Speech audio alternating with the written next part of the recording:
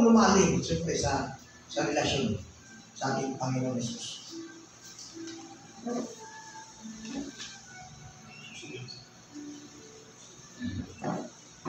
So anyway, nandiyan po tayo sa ating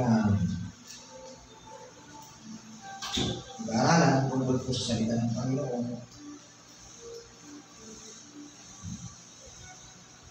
Sa Hebrew chapter 12 verse 2, na sinasabi po dyan, masahin ko po muli, katulad ng binasa kanina ni Brother Maximo. Sabi dito, sa verse 2, chapter 12, verse 2, ituon natin ang ating paningin kay Jesus na siyang pinagmumulan ng kabuuan ng ating pananampalataya. Dahil sa kagalamang naghihintay sa Kanya, hindi niya ikinahiya ang mamatay sa krus. At siya ngayon nakaupo sa kanan ng trono ng Diyos. Tayo lahat ay manalangin. Amang banal na makapangyarihan sa lahat na nilalang ng langit at ang lupa at may likha sa aming lupa. Ngayong umaga, narito kami upang aralin, saliksikin ang iyong banal na salita. At maging malalim kami sa relasyon sa iyong Panginoon kung gaano kalalim ang iyong salita upang abutin ang iyong mga anak. Gayon din po ang aming relasyon at pagkaunawa sa iyong banal na salita. Dapat, Panginoon, na maging matibay at matatag ang aming relasyon sa iyo kasama ng iyong banal na salita. Sapagkat, Lord, dito kami kumukuha ng lakas. Dito mo kami pinapalakas, pinapatatag at pinapatagumpay sa lahat ng aspeto ng aming buhay. Kalakip ng iyong banal na salita na siyang ang aming katagumpayan. Kaya samahan po ang iyong lingkod sa aming pag-aaral. Ikaw lamang ang mataas at maluwalhati sa lahat ng gagawin namin at hindi po ang mga kapatid namin nandito. Turuan mo kami at ikaw lamang ang siyang maparangalan. Sa pangalan ni Jesus. Amen. 3 life-changing words ang title natin. Makita mo sa sermonica yung title natin. Ang sabi diyan, 3 life-changing words. Sa Hebrew chapter 12, verse 2. Sa ating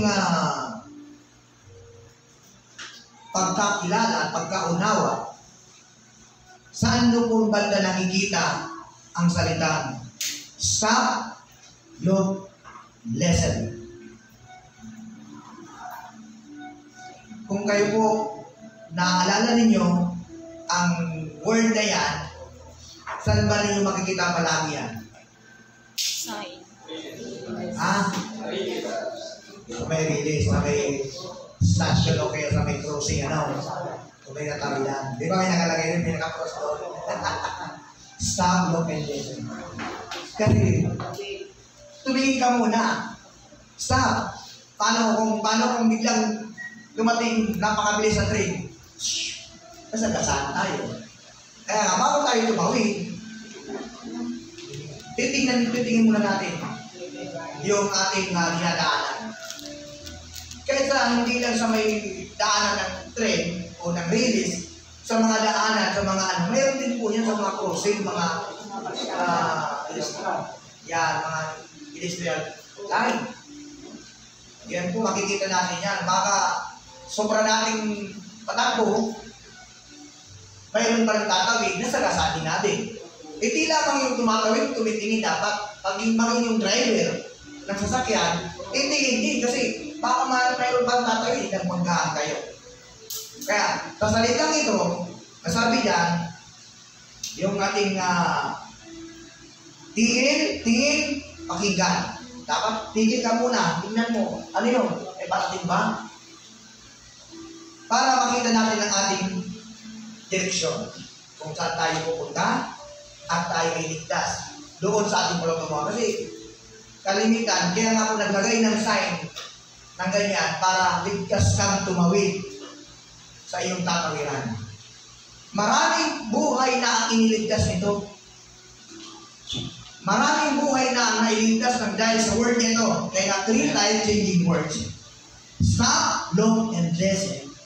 Dapat At makita natin dito kung ano ang bunga ng word nito sa atin. Ano ang impact ng word nito sa ating puso, sa ating buhay.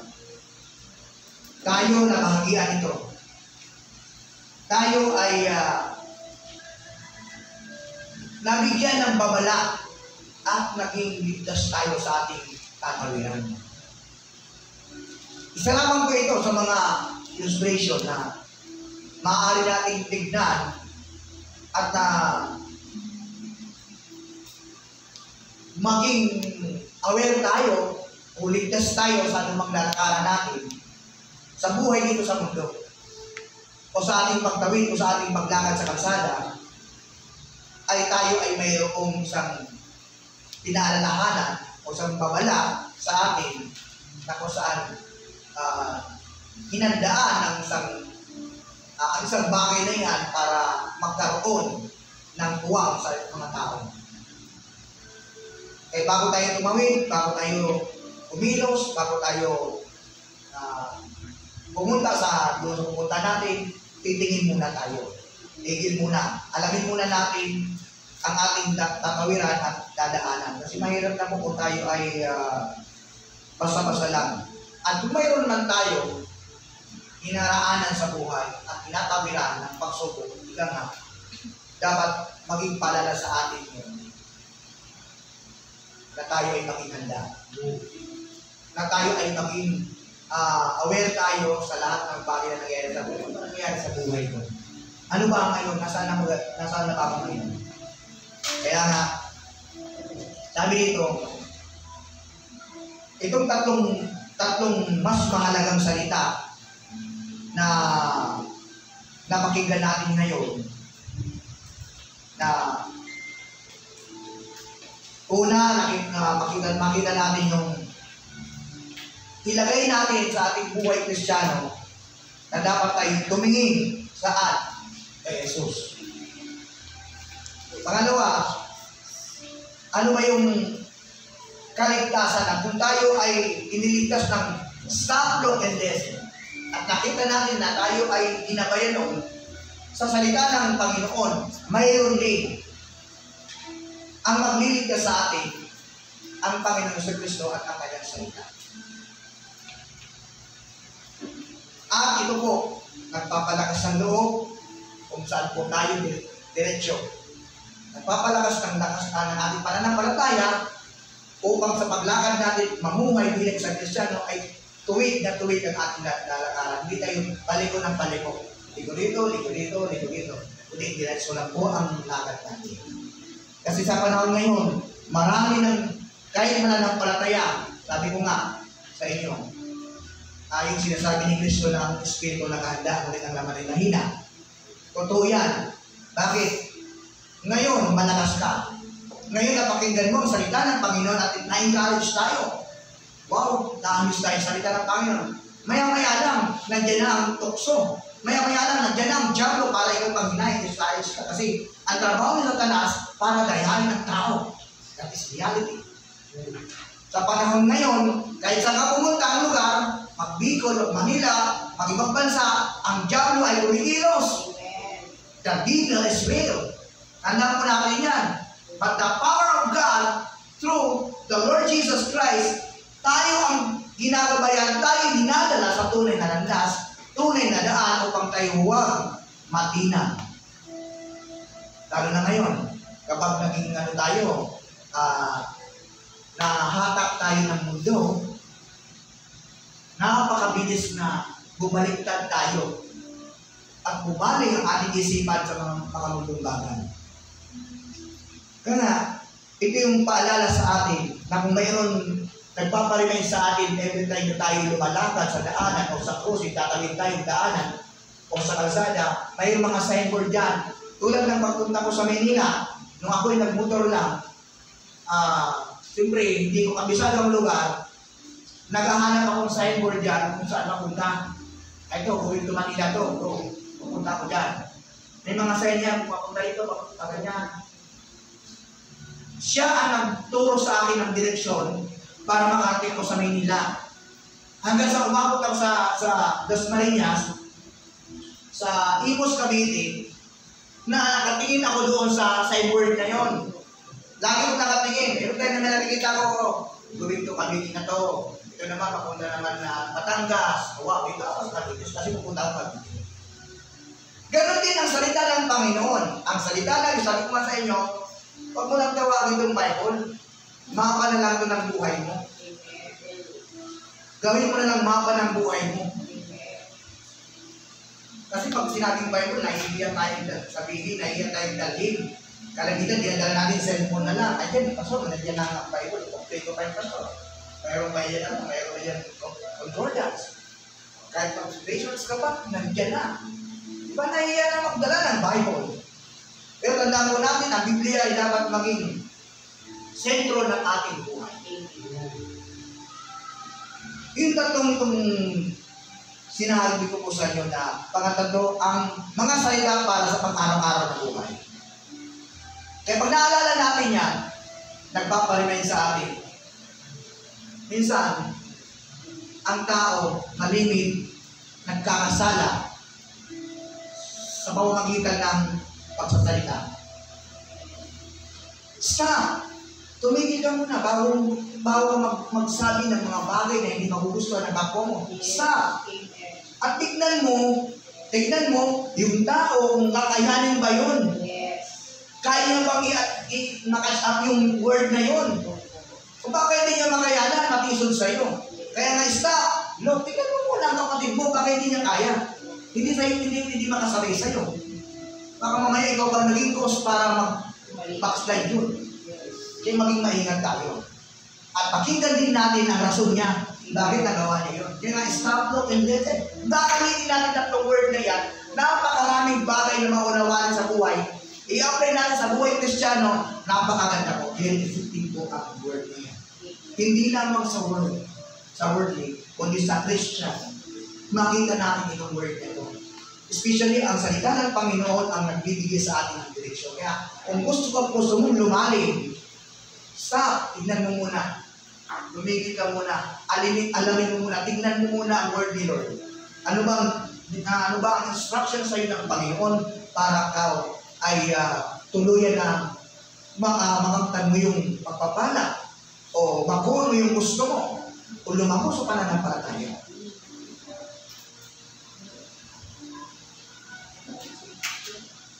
Number 1, sabi niya, tumingin kay Jesus para sa kaligtasan. Sa John chapter 3, verse 14 to 16, si Nicodemo ay naghahanap ng kaligtasan. At hindi alam ni Nicodemo kung paano siya maligtas. At hindi niya alam kung papunta sa kaligtasan. Kaya nga nagtanong si Nicodemo, yan, nakita natin sa John chapter, wala ko dyan, Monica. Hindi na ako mahirapan Monica. Yan po, Pas. Meron na.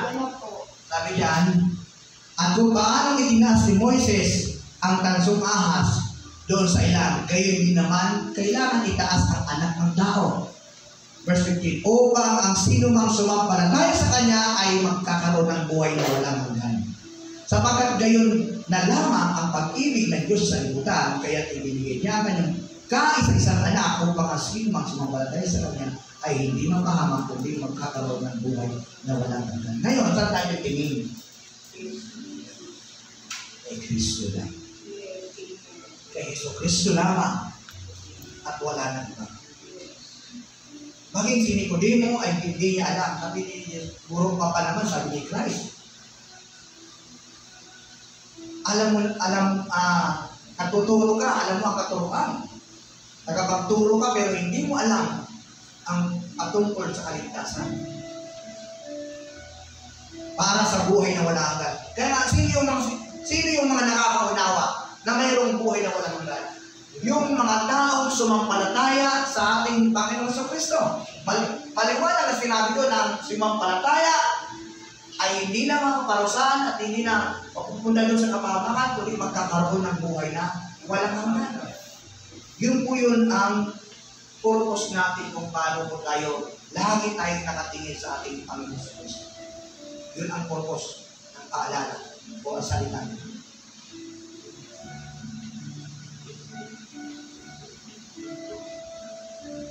hindi po nalalaman ni Nicodemo.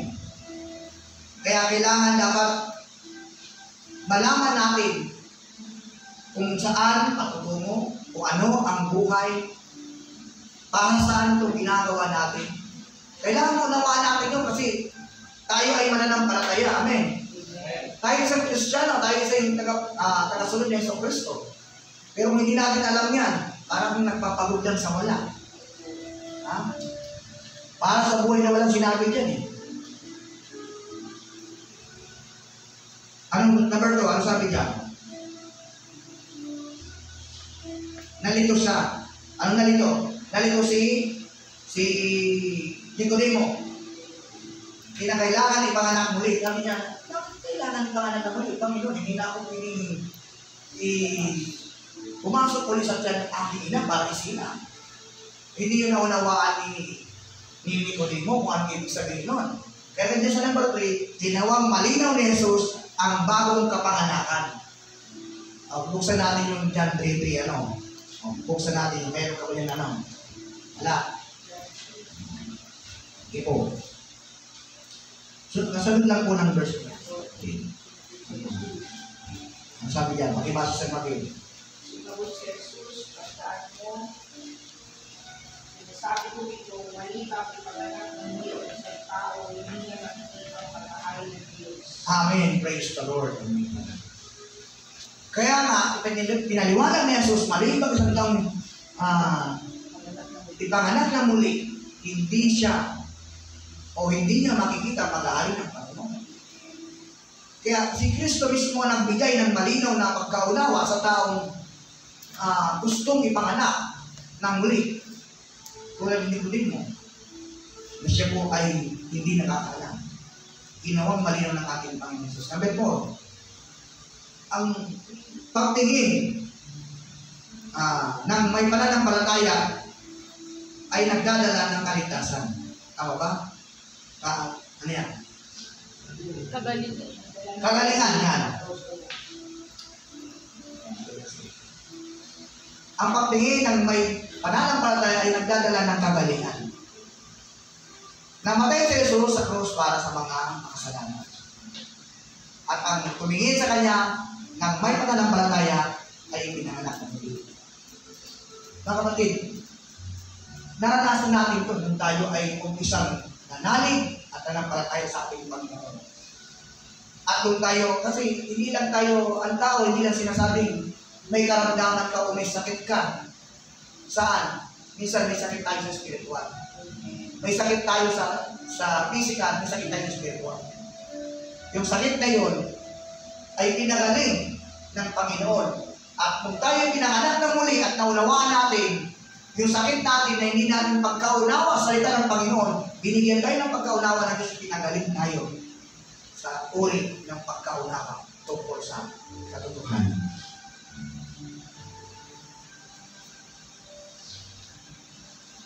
Letter B. Ang tumingin sa Kanya ng may pananampalataya ay pinanganak ng muli. Sabi na po yan. Number 2. Number 2 na po kita. Tumingin kay Jesus. Tukso o pagsubok. Kahit nasa kabila ng mga pagsubok, ituon natin, sabi sa ating text, ituon natin sa Panginoong Kristo ang ating paningin na siyang pinanggagalingan ng ating kaligtasan. Ng tunay na pananampalataya. Diba maliwanag mo dyan kung sinasabi dyan? Ituon natin ang ating paningin kay Jesus na siyang pinagmulan ng kabuuan ng ating pananampalataya. Dahil sa kagalakang naghihintay sa Kanya, hindi niya ikinahiyang ang mamatay sa krus at siya ngayon nakaupo sa kanan ng trono ng Diyos. Yun po ang malaking bagay na ginawa ng Panginoon para po sa ating lahat na magkaroon tayo ng pag-asa. Kahit sa pagsubok o sa ating sa tukso ng buhay, kung tayo ay nakakaranas ng tumingin kayo sa ating Panginoon, bakit po sinabi tumingin kayo sa Panginoon? Dahil si Kristo ay napagtagumpay ng tukso. Nung sa Matthew, tinukso mo si Jesus ng diablo sa lahat ng uri ng bagay sa mundong ito, kayamanan, karangyaan, kapangyarihan, kasikatan lahat. Ipinakita ng diablo, ibibigay niya daw kay Jesus kung siya isasamba sa kanya. So balik sinabi ni Jesus, wala kang dapat ibang sambahin kundi ang Diyos. Ang Diyos mo lang. Kaya, ang diablo ay walang nagawa. Siya'y nagtagumpay sa lahat ng uring panlukso ng diablo. Kaya nga, kung tayo titigin, wala tayong ibang titignan kundi ang Panginoon. Amen. Bakit niya po? Bakit po tayo titigin sa ating Panginoon sa bagay si Kristo ay nagtagumpay? Hindi tulad ng tao, malimit, bumabagsak. Malimit, kakamali, malimit po. Nawawala ng pag-asa. Pero si Kristo, hindi nawala ng pag-asa hanggang sa siya'y mapako sa cross at mamatay sa cross at muling nabuhay, umakit sa langit at napakalaking pag-asa sa kanyang pagbabalik ang kanyang mga anak at mga likod niya ay kanyang isasama. Number 1 ang pagtingin kay Jesus na may pananampalataya ay nagsisimula ng laban.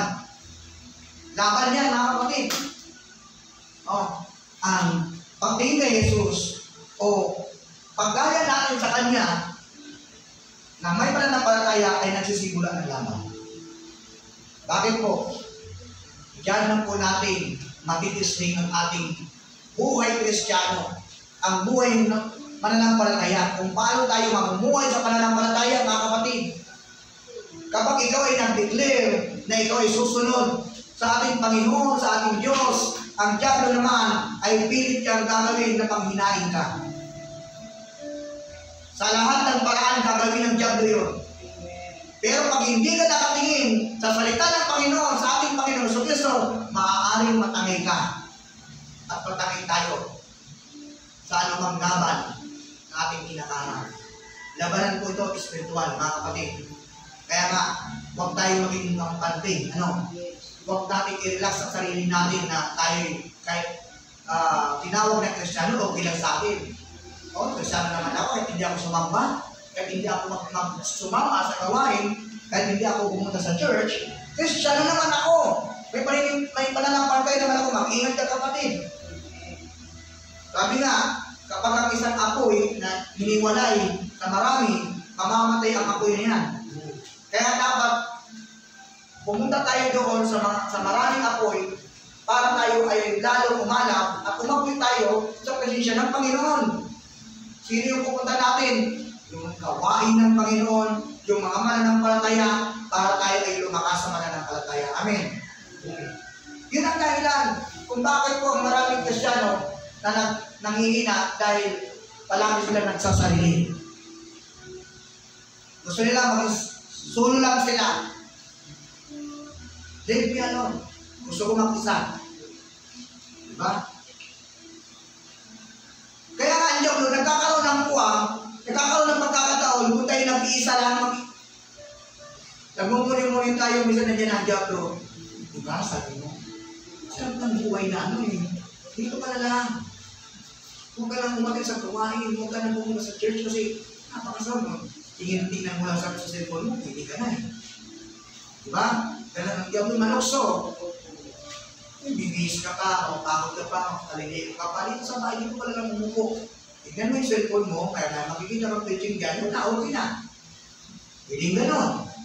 Hindi mo naman minamasama yung makikita naman sa social media, na mga preaching dyan, mga nag-share ng gospel, okay yan. Pero kung may pagkakataon para ikalumago, dapat pumunta ka doon sa mga kagrupo mo, sa kasama mong mananampalataya para ikay lumakas at uminit ang pananampalataya mo. Hindi ka lalago kapag ikaw lang mag-isa. Tandaan po natin yan. Paano ka ma-enhance sa gawain o sa iyong knowledge, sa iyong talento kung hindi ka nakikisa, nakikipag-communicate sa Christian community. Sabi nga sa inyo, ang Job Bilaor, open tayo. Kung mayroon man dyan na nag-invite ng mga Kristiyano na nagpapatulong sa atin, why not? Samahan natin na magkatiisang damdamin natin ang ipaabot, ang kabuting balikat sa mga tao. Amen? Ang ipakilala ang Panginoon sa Kristo na siyang ating tagapagligtas. Minsan, naging extreme ang Kristiyano. Ay, dito lang kami sa job lang kami. Wala kami pakialam sa'yo. Ano ka ba? Jacket? Ay, iba kami. Kaya nga, pinip ako kay Brother Max eh. Open si Brother Max pagdating sa pang-share. Mayroon kami sa Nilo, mayroon kami sa Laga, mayroon kami sa Bumbon, mayroon kami sa Sandan pa sinasabi ni Brother Max. Okay yan. Kasi body of Christ tayo, hindi tayo makasarili. Ang body of Christ, may function po yan. Maaaring tayong sa Nilo ay niligay tayo sa paa. Kasi magaling po tayo sa evangelize, magaling po tayo mag-reach. Abutin natin ang mga tao. Ang job nila or ang ibinigay na gift ay missionary. A missionary sending church. Kaya marami na tayong mga pastor nasa ibang bansa, nasa iba-ibang lugar, na nag-mission na ngayon, na tinawag ng Panginoon para mangaral ng mabuting balita. Yun po ang totoo. Ito yun, kung bakit natin hindi magawa. Kapag hindi tayo nakatingin, sabi kanina, number 1, ang pagtingin kay Jesus ay na may pananampalataya ay nagsisimula ng laban. Ngayon, paano tayo malalaman na may labanan talaga? Ito ay, ang laman at ang espiritu ay magkalaban. Sa Galatians chapter 5 verse 17, sapagkat ang mga panganasa ng laman ay laban sa kautusan, ang kagustuhan ng Espiritu. At ang kagustuhan ng Espiritu ay laban sa mga pagnanasa ng laman. Magkalaban ang dalawang ito. Kaya napipigilan kayo sa paggawa ng nais ninyong gawin. Totoo po. Na imbis na manalangin ka, antok pa ako, balik ako sa higaan ko. Sarap matulog, madaling araw eh. Diba? Yun ang kahinaan ng ating laman. Pag mga tungkol sa spiritual na bagay, magkalaban po ang laman. Hindi talaga magkakasundo. Kasi ang gusto ng katawan natin, puro ang sarili. Puro sa katawan natin, wow, ang sarap kumain ng bawal. Kahit bawal na. Diba? Kahit may maintenance ka na, kumakain ka pa rin ng bawal sa'yo. Ngayon, tuloy, nadali ka. Diba? Kaya mahirap yun. Yan yung sabi dito, ang sabi ni Christ, kaya na sinabi ni Christ ang Espiritu na nadanggaman ay mahina. Totoo yan, kasi kahit mga apostoles, nung sila ay, nung si Kristo ay last night na mananalangin, na bago sa dapipid, at ibago sa cross, nanalangin siya. Ang patatlong balik niya, natutulog pa rin ang mga apostol. At sabi ni Jesus Christ, hindi mo lang ba kayo makapanalangin kahit sa cross man lang. Kaya sinabi sa relasyon totoo po, na ang laman ay mahina, ang Espiritu ay nakahanda, kaya magkalaban po ang dalawa. Ngayon, kung paano kung hindi po natin, kung mababa po ang ating spiritual na buhay, pwede tayong madahil sa lahat ng laban. Labanin po ito mga kapatid. Mawala ka ng gana magbasa ng salita ng Diyos. Mawala ka ng time mag-pray. Mawala ka ng gana makinig ng mga Christian. O, diba? Mawala ka ng gana mag-attend sa mga activities ng church. Yun po, dahil mas mababa na ang spiritual na buhay mo kaysa sa laman na buhay natin. Ay, mas gustuhin ko pa, pastor, pumunta sa mall, malamig doon. Size 8, ang daming makikita ng mga ganda at masasarap na pagkain. Diba? At makakapasyal ka pa. Diyan sa simbahan, nakakaantok yan, pastor. Kaya na yung preaching ko, pastor, nakakaantok eh. Totoo yan. Kasi doon malamig doon sa SM eh. Maaaliw ang mata mo, ang last of the eyes. Makikita mo, gusto ko yan, bibili ako yan. Di ba? Pag pumunta ka sa mall, parang gusto ko mabiling ganyan. Bibili ka naman yan. Ganun ang hilig ng laman. Puro pang sarili. Kaya huwag tayo maging makasarili. Gusto ng Panginoon, isurrender natin ang ating buhay sa Kanya, kaya para tayo magkaroon ng oras para sa ating Panginoon. Sabi ko nga, nire-record ko po, lalo na po, pag hindi sa church, sa mga bahay natin, kung pwede po, lumuhod tayo sa Panginoon. Ang pagluhod po ay isang tandang pagbigay ng papuri paggalang sa ating Diyos na buhay at pagsubok ng ating buhay sa kaya hindi natin kaya. Amen. Sino ba rito ang kaya-kaya niya? Na mamuhay, mag-isa. Hindi mo natin kaya, ha? Pagdating sa spiritual na aspect na spiritual na buhay, hindi po natin kayang gawin ang mga bagay na yan. Kung wala po ang kapangyarihan ng ating Panginoong Kristo. Number 2, nasa na ba tayo? Ang mga pwersa ng kasamaan ay sumasali din sa laban. Tandaan ko lang yan sa Ephesians chapter 6 verse 12 hanggang 18. Diba? Nasa ipapawin ang mga hukbo ng demonyo, hukbo ng spiritual na kalaban ng Diyos. Sabi yan, Ephesians chapter 6, sapagkat hindi tayo nakikipaglaban sa mga tao, kundi sa mga pinuno ng mga may kapangyarihan sa mga tagapamahala ng kadiliman umiiral sa sanlibutan ito. Sa mga hukbong espiritual na kasamaan sa ipapawid. Sa ipapawid. Ibig sabihin po, umaalih-alihid lang po sa taas ng mga bad spirit. Kaya nga, nakaluhod ka, maya-maya, pagtayo mo, nandiyan agad ang tukso. Pwedeng iwagitan ang isip ko doon sa pinag-pray mo. Ano nga ba yung pinag-pray ko kanina? Ano ba yung lalo na yung declaration na huwag yung kakalimutan yun. Once na kayo nag-pray, nag-declare ka, pangawakan mo yun. Alam mo nga, humihingi ka ng kagalingan. Ilagay mo sa puso mo, natatanggapin mong kagalingan at mararanasan mong kagalingan.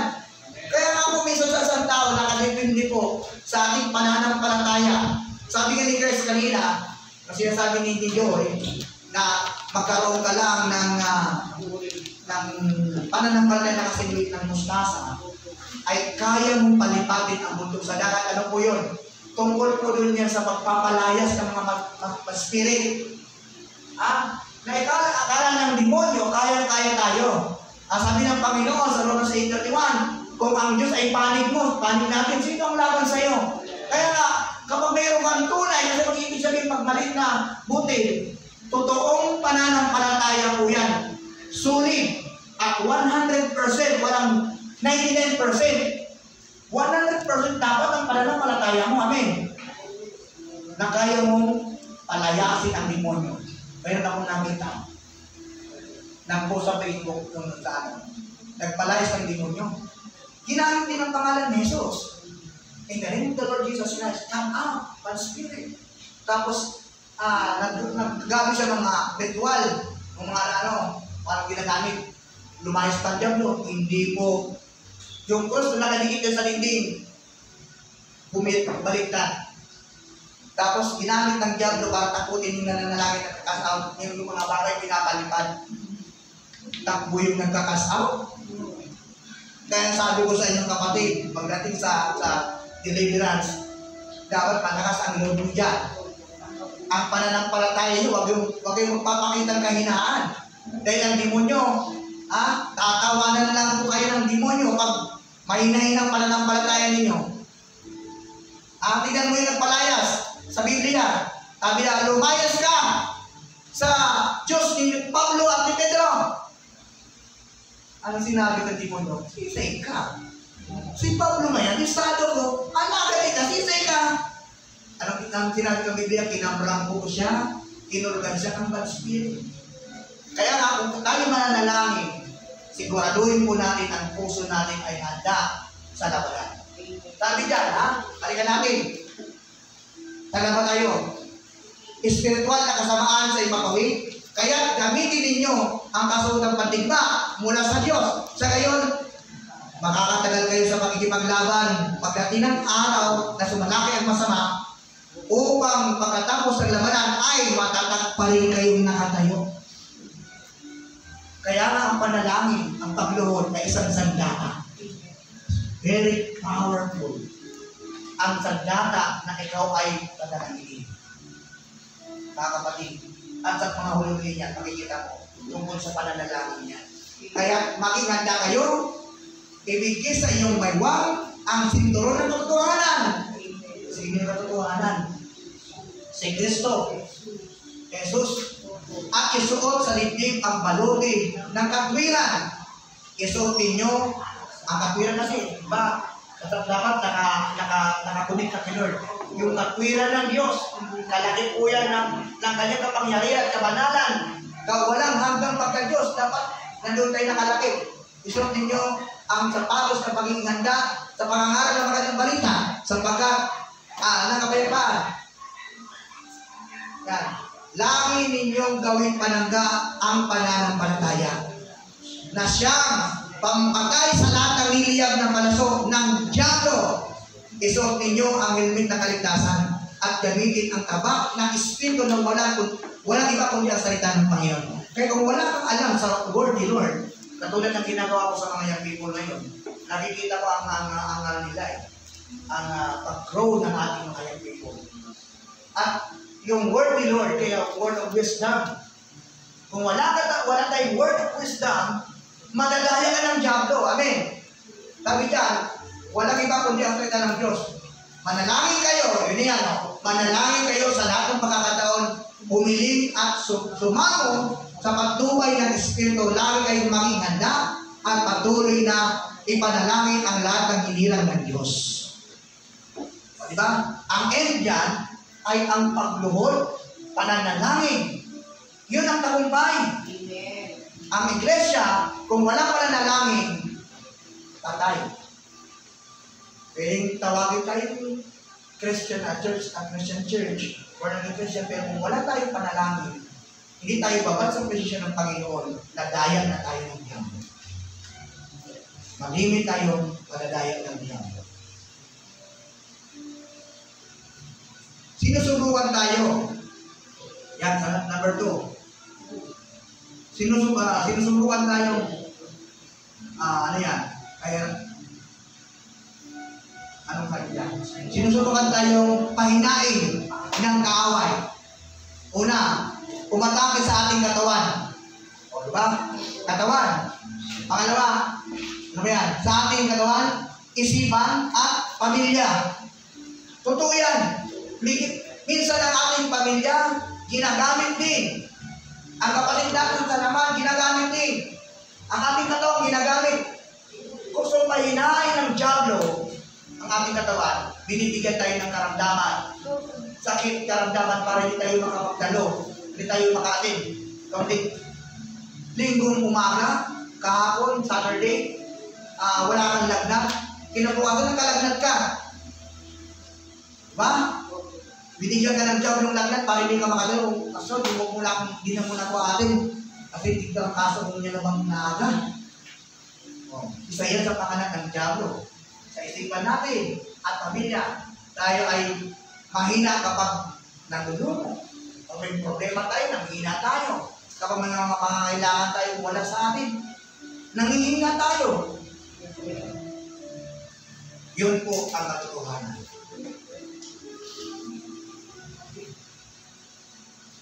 Inaalis niya ang mga ulap ni Jesus. No? Sabi diyan, kapag natalo ka, tumingin ka kay Jesus. Number 3.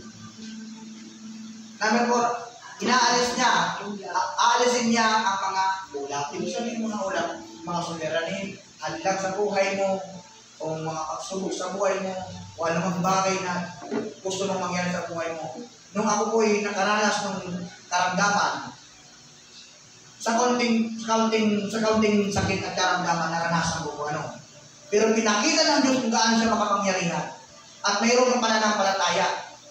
Una ko pong ginawa upang mapatunayan ko ang pananampalataya kong buhay, ang Diyos na kumikilo sa akin, lumuhod talaga ako sa Panginoon.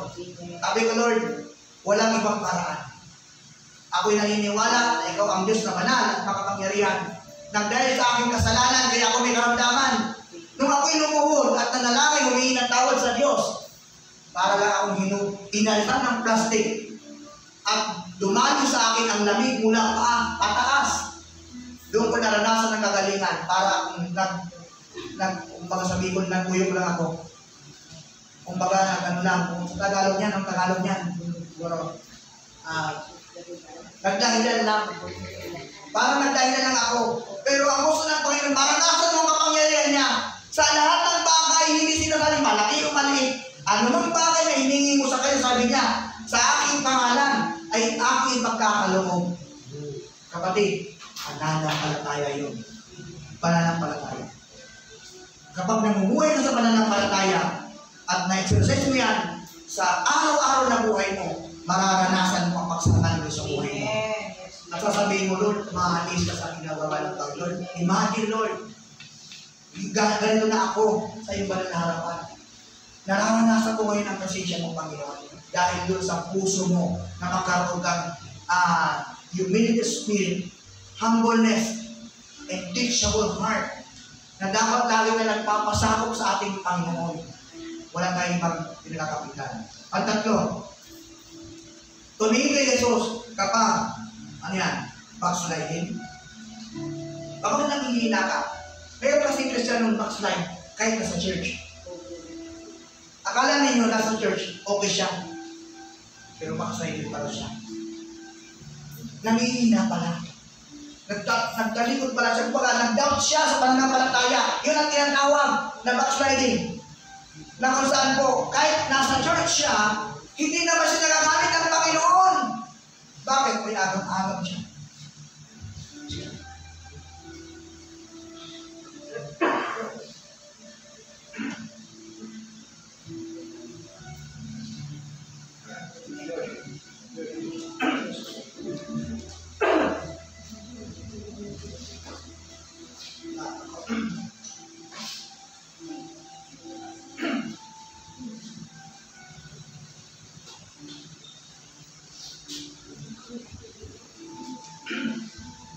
Yan po ang buhay ng tao.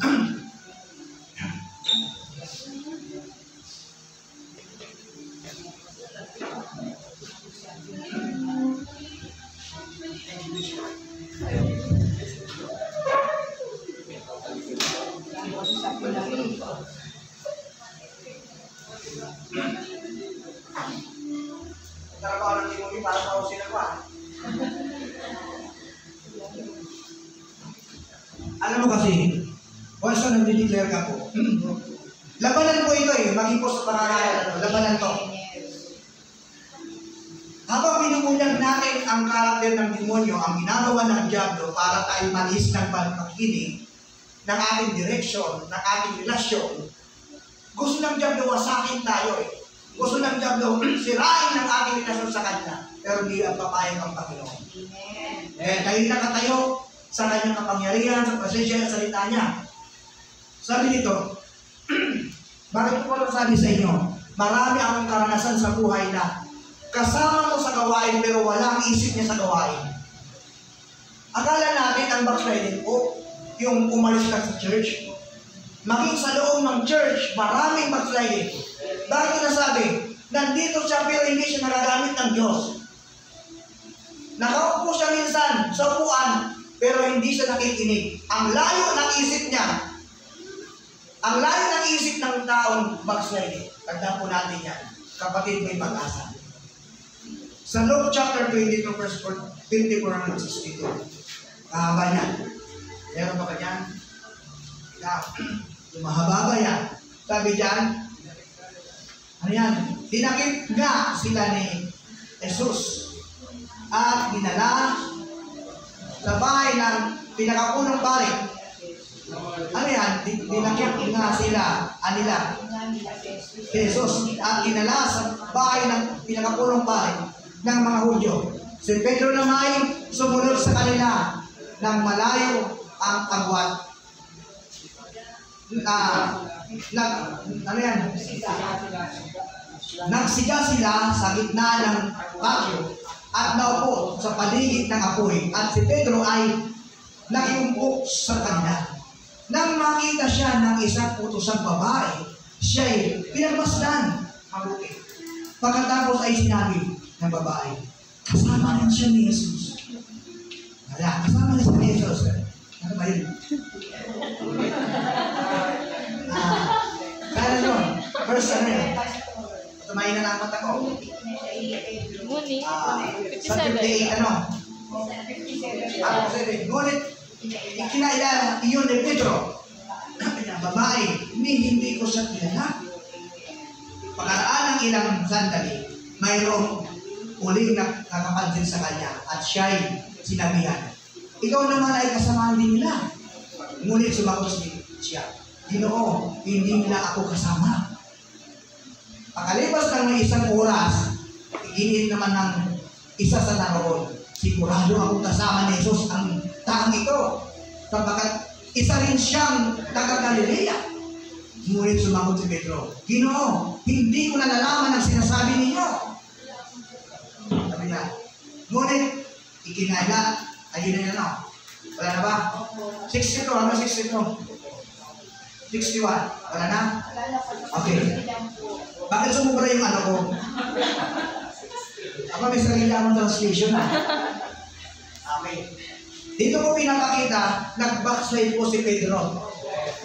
O, akala nyo, si Pedro kasama na ni Christ. Kasama na ni Christ the time na sa pagkahayo, sa pagpapangaling, may mga himala, kasama na ni Christ. Katabi pagtulog, sa paglakad, nandun si Pedro. Hindi ko nag-backslide si ano? Nag-backslide si Pedro.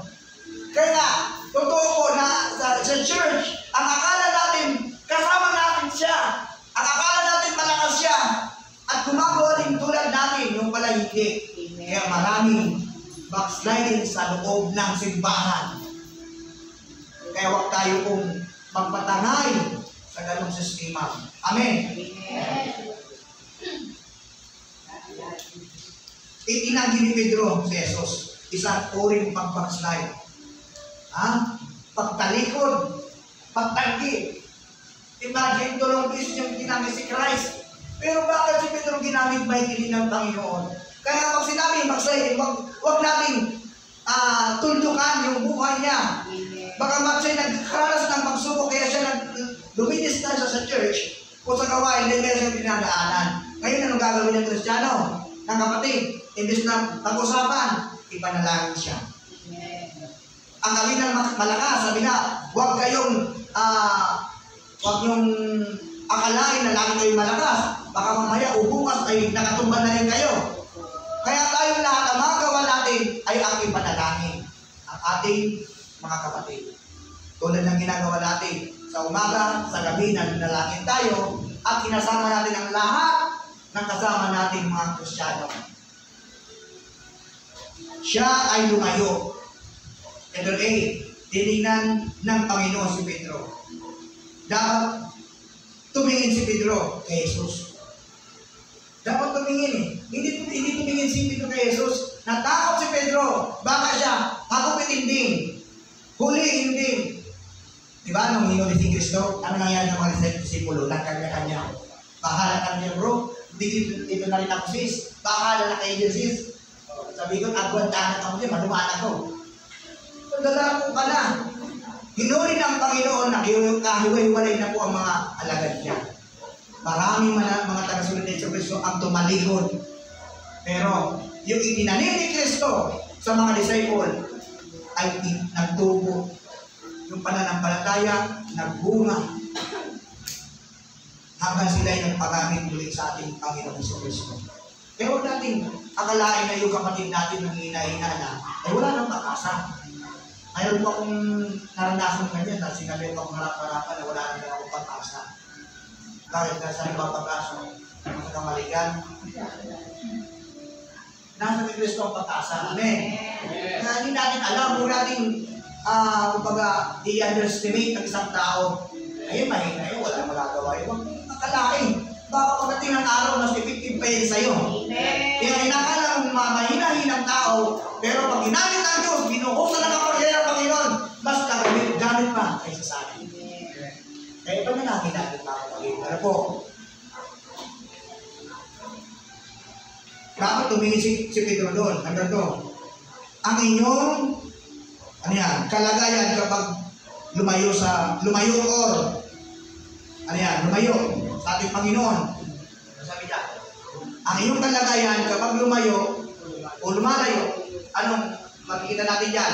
Letter A, dati nag-aalab, ngayon ay bigo. Dati nung Kristiyano mo, nag-aalab ka. Kahit hindi kayo invite ni Pastor, ame-ame ka sa church, Pastor, yaon ako, nagwawalis na ko. Pastor, yaman ako, nagpipray ako. Pero nung dumating ang pagsubok, nabigo. Kaya lang sinagot yung boyfriend, girlfriend, nabigo. Nako. Iguang ganyan, nadadami ang ministry. Kaya sabihan mo mga kabataan hindi dahil pwede. Nadadami ang ministry. Pagkabuting panahon, maranasan nito yan. Pagalat lang kamo. Dati, ano yan? Mabagin. Ngayon ay nagre-reklamo. Dati, pag kinamagdaba, pastor, dapat hindi ka pastor, maiba ko sa inyo. Musta, maahayo kita. Mahabad-abad lang. Pastor, mainitong baga. Mahayagdag kita. Kita, pastor. Kapag nga naman ang buhay pa. Totoo po, sa maraming Kristiyano, hindi naman po sa amin. Alam ko naman na wala sa amin yung ganyan. Amen. Lahat tayo, laban. Pagdating sa paghayo, pagdating sa pangangaral, pagdating sa gawain, laban tayo kaya ang dugiraw. Tinaguri ang antirigma. Amen. Missionaries and thinkers tayo, hindi tayo mahina-hina. Praise the Lord. Kasi dati kumupuri, ngayon, nagtatampo. Ilan po na. Ang kalagayan ng nagbaslay, nagtatalikod, dati, nagpupuri, ang lakas pagpuri, praise the Lord, palisita tayo, nasiko na. Praise the Lord. Palisita tayo, nasiko na. Grabe si Rada. Alamin ko ng kako. Kaya ako na pagsubok, ayaw na eh. Basta, pasensya ka na ba? Sakit lang kasi ang damdamin ko, hindi mo ako pinapansin. Mali ba? Mayroon ka na sa church. Kahit sa church, mayroon ganyan. Kaya dapat ang buhay ng pastor, malawak ang pagkunawa. Mahaba ang pasensya. Amen. Kasi tulad ng dagat, walang katapusan. Ang pasensya ng pastor. Ang lingkod ng Diyos, mahaba ang pasensya niya. Hindi pwede. Pag galit ng kapatid mo, galit ka na rin. Hindi pwede. Ang karakter ni Christ, gano'n. Inabot tayo lahat. Sa sulok ng buong mundo, kasulok-sulukan, inabot tayo ng Panginoon. Kahit tayo, minsan, abuhin, makagalitin. Pero ang Diyos, inabot tayo. Hindi mo tayo, anak. Unawain mo. Huwag kang magtatanggol sa kapatid mo. Kasi siya nanalangin sa tao. Ikaw, isang gabi ka lang nanalangin. Gusto mong dumating ka lang magpapala. Yung alam ng kapatid mo, ilang taon nanalangin yun. Ikaw, isang gabi ka lang nanalangin. Gusto mo nandiyan na. Sabi ni Joy. Joy. Pero agad-agad. Trabaho. Bukas na. Buwara. Ano, Joy? Hindi ba lang ang tignan mo yung bunga ng word of wisdom, Kasi sila, inaasan ko isa-isa. Sinasal ko isa ko lang yan. Sa Jennifer na, nakita ko yung word of Jennifer. Dati may yes sa Jennifer. Wow. Nakisa ko nung tayo sa Jennifer dito, may point pati. Talagang legit talaga kasi sa Jennifer, Pinagpala ang Diyos nila, marami dito magiging leader. Amen. Praise the Lord. Palapakan natin ang Panginoon. Ano pa po? Sana tayo? Literally, dati, dapat, ngayon, natatakot. Diba? Bakit? Nung tayo dapat natapat sa Panginoon. Ngayon, dapat na tayo. Magpagamit sa Panginoon. Lord, yes, alam mo naman na tinawag mo ko rito Kaya, gagawin ko Panginoon. Tignan mo si Pedro. Nahawa sa ikaw ngayon magduman ka burang na. Maduman ako, may ibang ako sa imo. Sabihin daw ako, Pedro. Ito nung bisis mo ko kakasubok na Minsan may Kristiyanong araw kaya. Kita alam mo kaya mo ko. Sabi ng bunta magsabi, Lord, may iba ko. Saan ang magkusali dyan? Sis, may iba ko. Brother, iba ko. Pagkabot ng ataw. May takot na. Subok kaya ko. Kaya dahil nakalipas sa lugar na ini. Naghingi ng panalangin. Nung may sakit karamdaman, grabe. Gusto ko lang pumunta sa simbahan. Ay, hindi pa po linggo ngayon. Martes pala ngayon. Hindi tayo pa sa pumunta. Nalangin tayo roon. Ay, may karamdaman siya. Kasi nung siya pinagaling ng Panginoon. Ano sabi sa akin? Nahihiya ako, pastor. Pambihira ka na ako. Kung may sakit ka, hindi ka nahihiya. Nung lumapit sa Panginoon, nung pinagaling ka ng Diyos, tuinulang ang cancer mo, tapos nahihiya ka dahil sa kapitbahay mo. Ay, kanino ka nalilingkod sa kapitbahay? Hindi sa Diyos. Kaya po mag-isip tayo. Huwag natin hayaan na tayo ay tayain ng demonyo. Dating tapat, ngayon natatakot. Number 3, tumingin kay Jesus at ano yan? Manumbalik. Magbalik tayo sa tapat. Kung si Pedro sana, naalala niya, ay, hindi pala, sinabi pala ito eh. Jesus ako, yan ay tulong wish kasi kakaila. Hindi kasi tumingin eh. Natakot si Pedro eh. Tumakbo siya eh. Alala ako nangyari si mga ano, parang ako, dulag na yan kita. Naingat pa si Pedro maghalik. Makusog ko si Pedro, matapang na sa bibig. Matapang na sa bibig pero sa gawa kahina, no? Pero nang siya'y napuspos ng Espiritu Santo at ibinuhos ng Panginoon sa kanila ang kapangyarihan, doon po siya ginamit may dilig ng Diyos.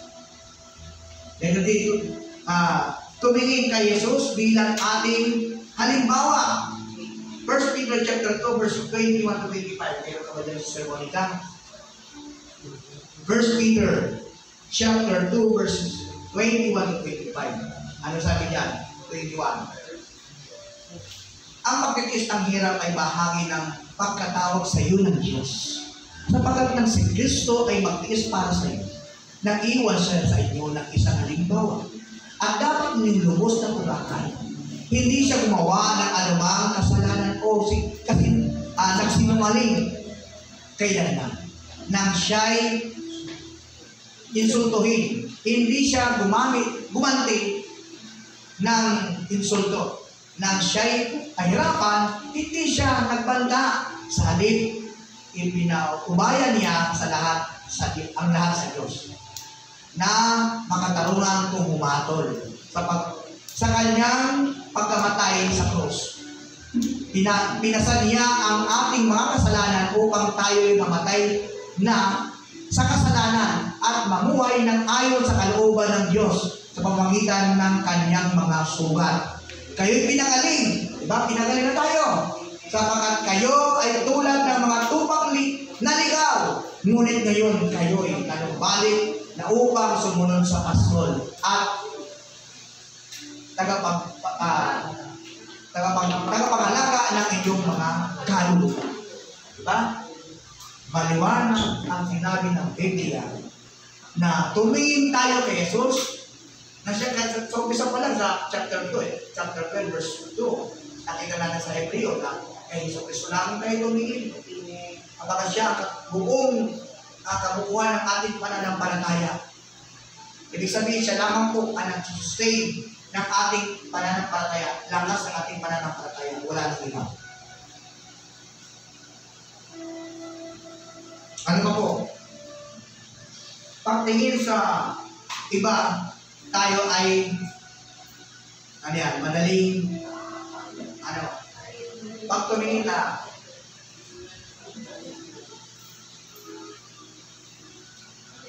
ayan, sabi number 1, tumingin kay Jesus bilang ating halimbawa. First Peter, bilasan natin yan. Tumingin sa iba, tayo ay malidismaya. Totoo yan. Bakit? Pag tumitingin tayo sa kapwa nating Kristiyano, pag may nakitaan tayong hindi magandang pag-ugali, isod tayo, sabi niya, born again siya. Sabi niya, prayerful siya. Kristiyano pa naman siya, natisod ka na. Bakit? Nakatingin ka sa iba. Hinihintay mo lang kung ano ang pagkakamali ng kapwa mo. Dapat hindi ganun. Tignan mo ngayon ang buhay niya kung paano siya pinagpalan ng Diyos. Ngayon, kung titignan natin ang kakundian natin, ang kamalian natin, walang perfecto sa ating kapatid, dahil tayo nito wala. Kung titingin tayo, mismo sa ating sarili, hindi din tayo karapat-dapat. Kaya wala tayong dapat ipagmalaki, kundi ang ating Panginoon lamang. Amen. Siya lamang po ang dapat pagmalaki natin sa buhay natin, at siya lamang bigyan natin ng karangalan. Ano ba? Isang malaking pagkabigo kung tayo nagtitiwala. Sabi ng Biblia, sumpain ang tao nagtitiwala sa kapwa niyang tao. Ang iba ay tiyak na mabibigo. Totoo yan. Sabi ng Biblia, sumpain. Ay hindi po, pag hindi po natin sa sister, hindi po ako ate. Ay, opo. Nasabihin ko muna po sa sister siya po kasi ang kaibanan ko ay masali ang desisyon. Pag dahil nag-iba si sister, di naman naiba sa hayop. Di ka maiba doon sa gawain. Pumarap ka ng Kristiyano, amen. Dapat ikaw mismo, matatagang pa na naman, dahil ka nakatingin naman kasi pag nadaman si sister, madadaba ka rin. Paano ka na kayo nasanay ang sarili mo sa sister yan kasi? Nakasalalay ang pananampalataya mo sa sister, yung brother. Pag dahil ka na, may mga kanyang jamming, bakit si Lord? Hindi mo ba ka-jamming si Lord? Hindi mo ba kasama si Lord? Bakit nahihiya ka? Wala po akong kasama niyan, pastor. Kasi si brother lang talaga ang kasama kong mapapaan ako. Mapapasama sa gawain. Sister lang talaga. Kaya sister ka nakatingin. Pag wala si sister, hindi ka rin naatin. Hindi ka rin ang buhay Kristiyano. Amen. Hindi ka lalago. Kapag gano'n nakasalali ang buhay mo sa tao, eh dapat nakasalali ang buhay mo kay Kristo. Sabi ng Hebrew chapter 12 verse 2, maliwanag po yan mga kapatid.